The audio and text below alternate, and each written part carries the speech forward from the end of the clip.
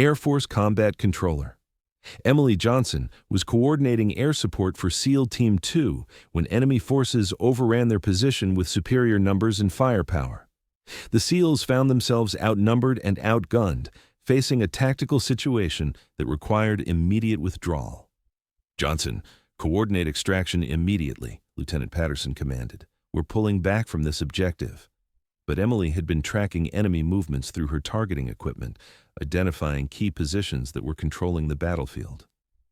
"Sir, I can eliminate the shooters that are pinning us down," Emily said, reaching for the team's M24 sniper rifle. "Give me one chance before we abandon the mission." The precision shots that followed would turn defeat into victory.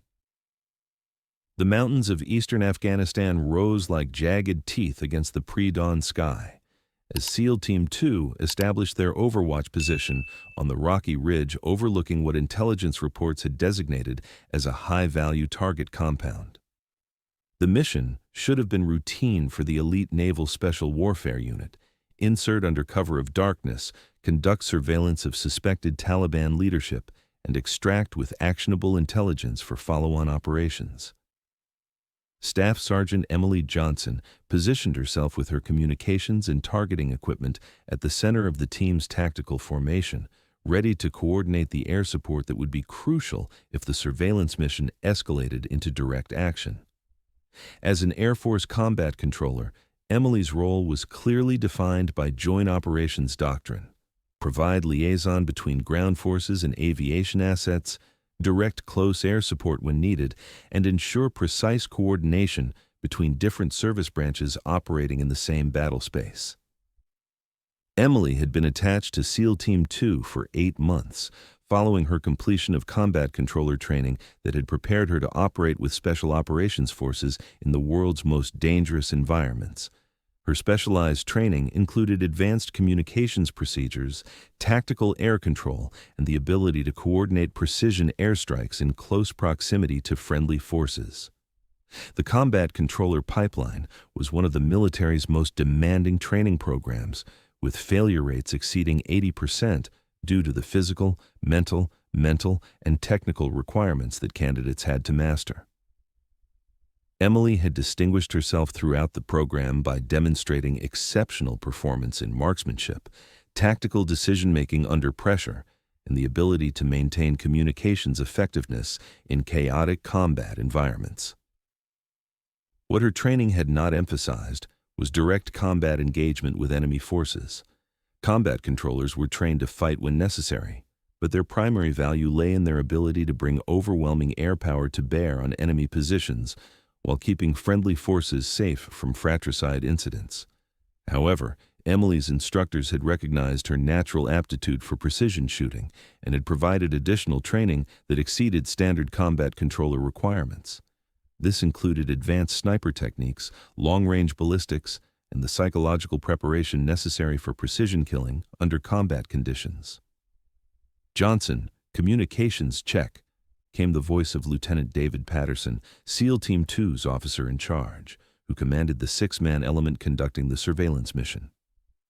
"All frequencies clear, air assets on standby, extraction helicopter positioned for immediate response," Emily replied, monitoring the multiple radio networks that connected the team to higher headquarters, aviation units, and emergency rescue forces. The target compound was located in a valley 2 kilometers below their observation post, accessible through narrow approaches that channeled any attacking force into predictable kill zones. Intelligence reports indicated the compound housed a Taliban commander responsible for coordinating attacks against American forces throughout the region, making him a high-priority target for capture or elimination. The mission had been planned as passive surveillance: observe, document, and report on enemy activities without engaging unless absolutely necessary for self-defense. But military operations in Afghanistan rarely proceeded according to plan, particularly when operating in territory where enemy forces had learned to exploit American tactical preferences and technological advantages. Emily had studied the intelligence files extensively, understanding that the target represented a significant threat to American operations throughout the region. The Taliban commander had been responsible for sophisticated attacks that demonstrated advanced planning capabilities and access to military-grade weapons that posed serious challenges to American forces. "Team, we have movement in the compound," reported Petty Officer First Class Michael Rodriguez, the team's intelligence specialist who was monitoring the target area through high-powered optics. Emily adjusted her position to provide the best communication coverage while remaining concealed from enemy observation.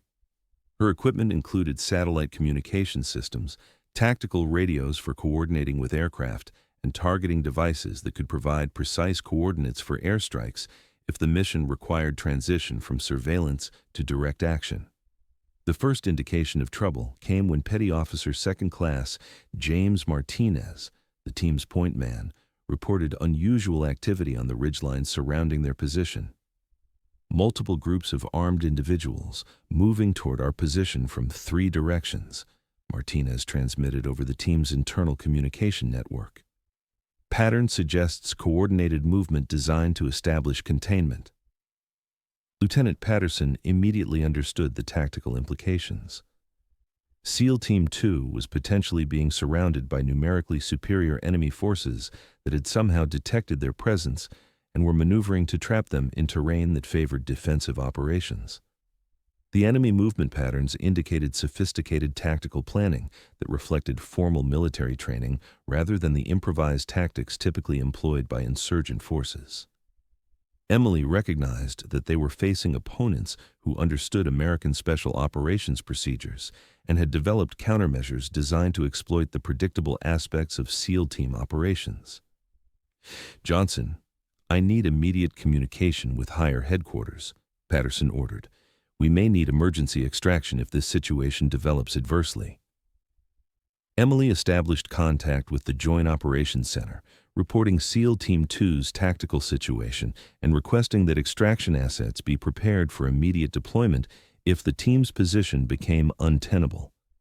But within minutes, the situation escalated beyond what conventional extraction procedures could address when enemy forces began engaging the team with precision fire from multiple directions simultaneously. The first shots came from Taliban fighters positioned on the eastern ridgeline, approximately 600 meters from SEAL Team 2's location. The enemy had established firing positions using natural rock formations that provided excellent protection while allowing them to observe and engage the American team. "Contact east!" Rodriguez shouted, returning fire with his M4 carbine while seeking cover behind the boulder formation that had been selected to provide the team with defensive advantages. But Emily quickly realized that the team was facing a coordinated ambush that had been planned by enemy forces with extensive knowledge of American Special Operations tactics. The Taliban had positioned multiple sniper teams in locations that created overlapping fields of fire, effectively trapping SEAL Team 2 in a kill zone where movement would expose them to precision fire from multiple directions. The sophistication of the enemy tactics suggested that the Taliban had been studying American Special Operations procedures and had developed specific countermeasures designed to neutralize the technological and training advantages that typically gave SEAL teams decisive superiority in combat engagements. "Johnson, we need immediate close air support," Patterson commanded, recognizing that the team was facing a tactical situation that exceeded their organic firepower capabilities. Emily began coordinating with available aircraft, requesting immediate intervention by attack helicopters that could neutralize the enemy positions threatening SEAL Team 2. But the response from aviation units indicated that weather conditions and enemy air defense systems made immediate close air support impossible for at least 30 minutes. "Sir, aviation assets are unavailable due to weather minimums and surface-to-air missile threats in the area," Emily reported. "Earliest possible air support is 30 minutes." The tactical reality was grim. SEAL Team 2 was facing numerically superior enemy forces occupying advantageous positions with no possibility of air support for the critical period when the engagement would be decided. Emily understood that the Taliban forces had planned this engagement to exploit the gap between when American ground forces would encounter overwhelming opposition and when air power could respond effectively. The enemy had created a tactical window during which they could potentially eliminate an entire SEAL team before American aviation assets could intervene. Over the next 20 minutes, the situation continued to deteriorate as additional enemy forces arrived to reinforce the Taliban fighters already engaging the team. Intelligence reports indicated that enemy commanders viewed the trapped American Special Operations Unit as an opportunity to inflict significant casualties while demonstrating their ability to defeat elite U.S. forces. The enemy reinforcements included additional sniper teams, heavy machine gun crews, and mortar teams that could provide indirect fire support for the Taliban fighters engaged in the direct confrontation with SEAL Team 2. "Johnson, coordinate immediate extraction," Lieutenant Patterson ordered, recognizing that conventional tactics had failed and that withdrawal was the only option that offered reasonable probability of team survival. Emily began coordinating with helicopter assets for emergency extraction, understanding that the team would need to move to a landing zone while under fire from enemy forces that controlled the high ground surrounding their position. But as Emily studied the tactical situation through her targeting equipment, she identified something that the team's designated marksmen had not been able to observe from their current positions. The enemy forces that had SEAL Team 2 pinned down were coordinating their fire from 3 primary sniper positions located in caves and rock formations that provided concealment from American observation. These positions were directing the overall enemy engagement, but they were visible from Emily's location due to the angle of her targeting equipment and her elevated position relative to the rest of the team. Emily's combat controller training had taught her to analyze battlefield situations from multiple perspectives, looking for vulnerabilities that could be exploited through precise application of firepower. Her unique position and specialized equipment had revealed tactical opportunities that were invisible to other team members. "Sir, I can see the enemy positions that are controlling this engagement," Emily reported to Lieutenant Patterson. 3 sniper teams in concealed positions that our marksmen can't engage due to angle limitations. "Johnson, your job is coordinating extraction, not engaging enemy snipers," Patterson replied, focused on the immediate tactical problem of getting his team out of a kill zone that was rapidly becoming untenable. But Emily understood that successful extraction required neutralizing the enemy positions that commanded the routes the team would use to reach helicopter landing zones. Without eliminating the sniper teams that controlled the battlefield, any movement by SEAL Team 2 would result in casualties that could compromise the entire extraction operation.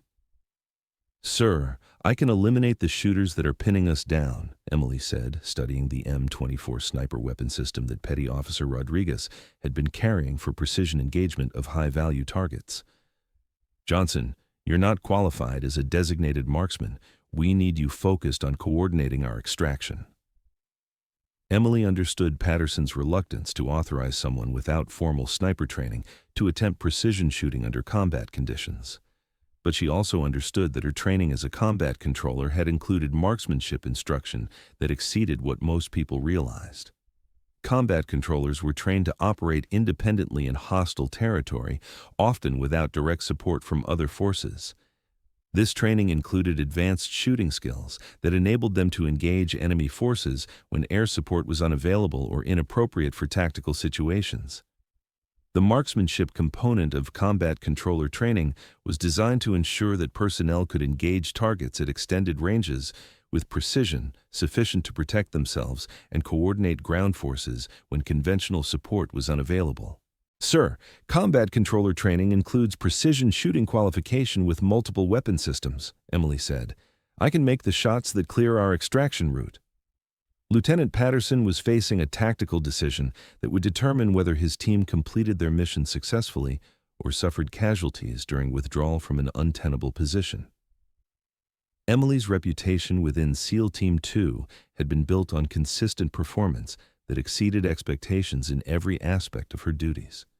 Her communication coordination had been flawless, her tactical analysis had been accurate, and her composure under pressure had impressed veterans with decades of special operations experience.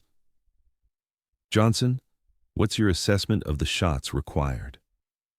Emily studied the enemy positions through her targeting scope, calculating ranges, environmental conditions, and the precision required to neutralize threats that were controlling the entire engagement. 3 targets, at ranges from 500 to 800 meters, partial concealment, but clear shot opportunities if timed correctly with their firing patterns. Patterson made the decision that would either validate Emily's unconventional capabilities or potentially compromise his team's tactical situation. Johnson, you have authorization to engage enemy sniper positions. Make your shots count because we won't get a second chance. Emily moved to the position that provided the best angle for engaging the enemy sniper teams, taking the M24 sniper weapon system and setting up for precision shooting under combat conditions. The M24 was familiar to Emily through her combat controller training, though she had never employed it in actual combat. Her marksmanship training had prepared her for exactly this type of scenario: precision engagement of enemy forces under time pressure with limited ammunition.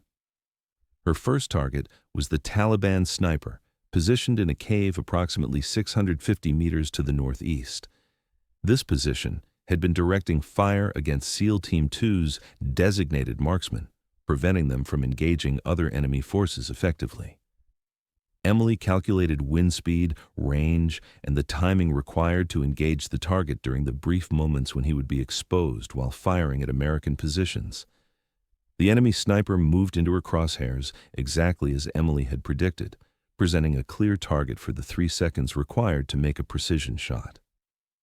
Emily controlled her breathing, aligned her sight picture, and squeezed the trigger with the smooth pressure that combat controller training had drilled into every aspect of her marksmanship technique. The M24 fired with the sharp crack that announced precision shooting, sending a 7.62 millimeter bullet on a trajectory that would eliminate the enemy threat or demonstrate that Emily had overestimated her capabilities.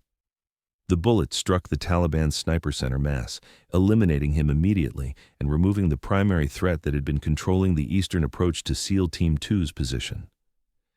"Target 1 down," Emily reported, already transitioning to her second engagement. The second enemy sniper was positioned approximately 720 meters to the south, using a rock formation that provided excellent concealment, while allowing him to engage American forces with precision fire that had wounded one of the SEALs. This shot was more challenging due to increased range and the target's use of cover that limited exposure to a narrow window of opportunity that required perfect timing. Emily waited for the enemy sniper to reposition for his next shot, understanding that Taliban marksmen typically moved after firing to avoid return fire from American forces. When the target presented himself, Emily was ready with a sight picture that accounted for the increased range and environmental conditions that could affect bullet trajectory at extended distance.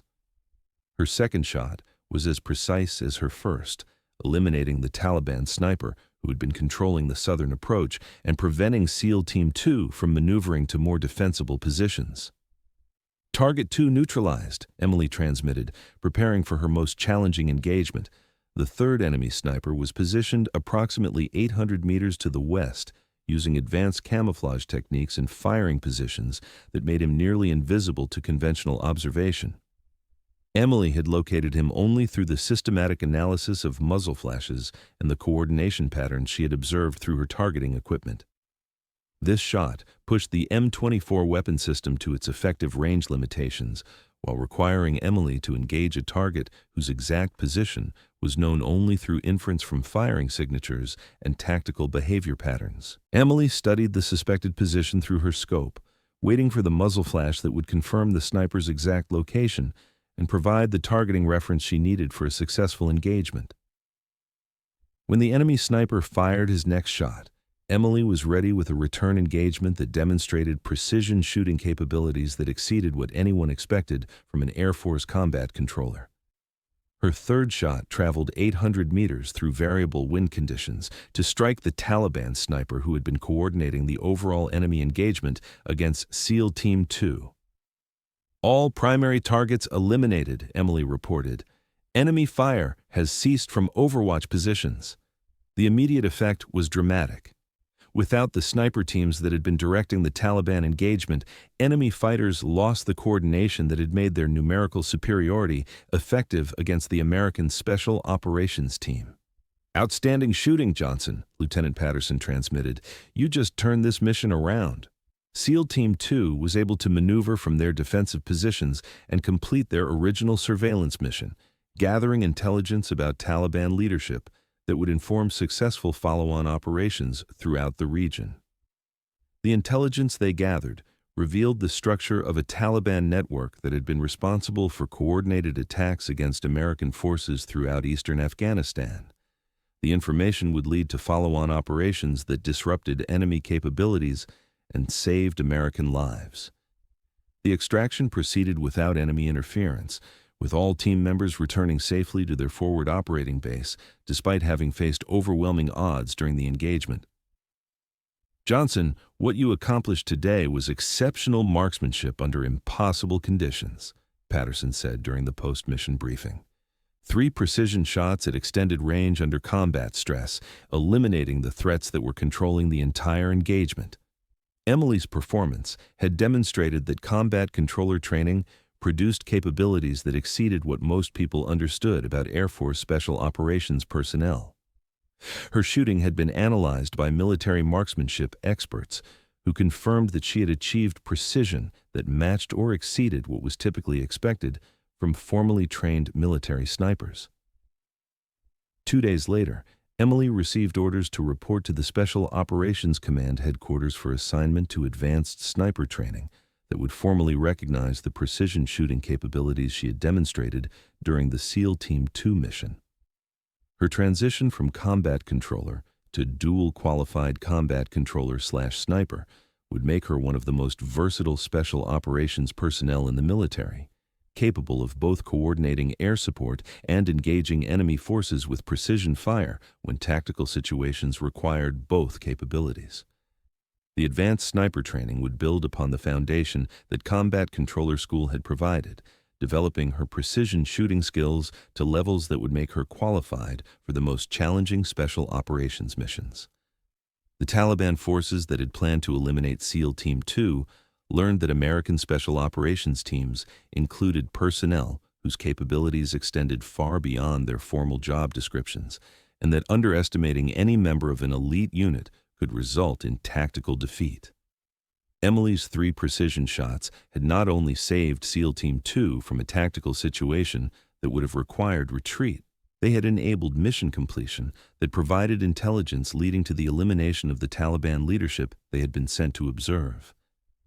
The success of the mission had broader implications for American operations throughout the region, as the intelligence gathered during the surveillance provided insights into enemy capabilities and intentions that informed strategic decision-making at the highest levels.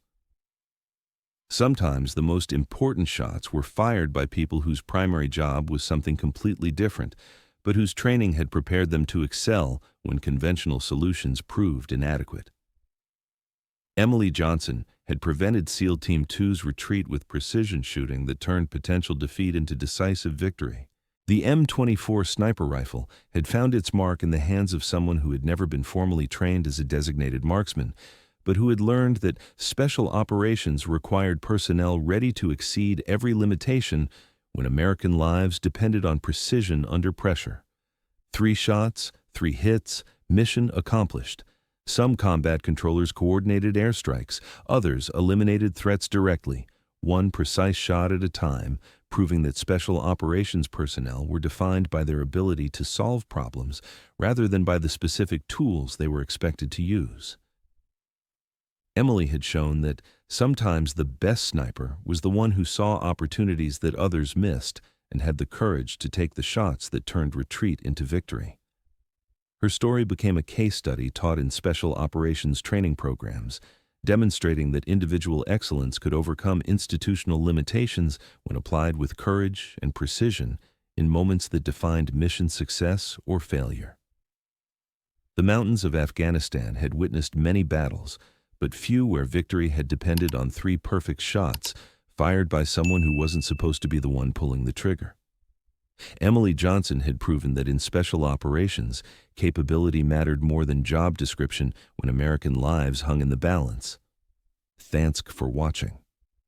If you liked this video, you can subscribe to see more incredible stories like this one.